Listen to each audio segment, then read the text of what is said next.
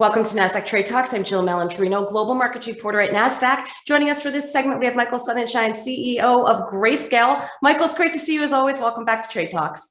Thanks for having me. Great to see you as well.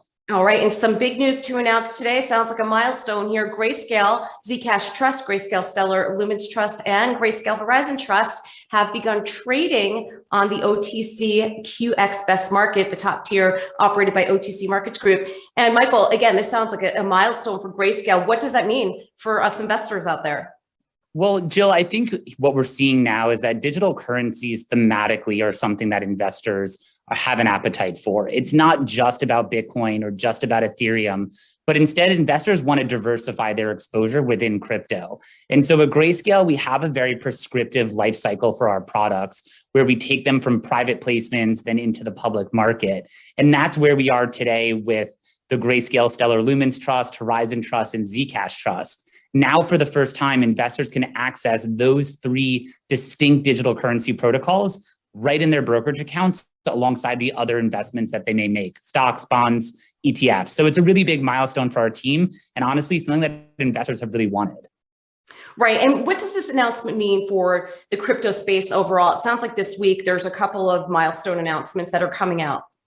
Yeah, we've seen, the SEC clear the way for the first Bitcoin futures-based ETF to potentially come into the market, which could start trading as soon as this week, which is an amazing milestone for Bitcoin and the digital asset ecosystem as a whole. And I think from our perspective, that also may signal that the SEC now has the comfort they need, not only to approve futures-based Bitcoin ETFs, but also physically backed ones. And you're all too familiar with our physical product, GBTC, which is the world's largest Bitcoin investment vehicle. So it's a very exciting time, and certainly have not seen this amount of attention paid to crypto in its entire history.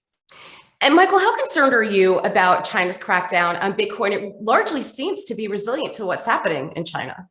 I think resilience is exactly the right word, Jill. What we've seen time and again is both accommodative and prohibitive stances from the Chinese as well as other parts of the world around digital assets. And time and again, each time this ecosystem is challenged, whether it's a crackdown on mining or a crackdown on trading, we tend to see that volume, or we tend to see that mining hash power move into other geographies. And I think this is yet another one of those scenarios. So anybody that has any type of concern over concentration within China, this should alleviate some of that and see some of that activity move to other parts of the world.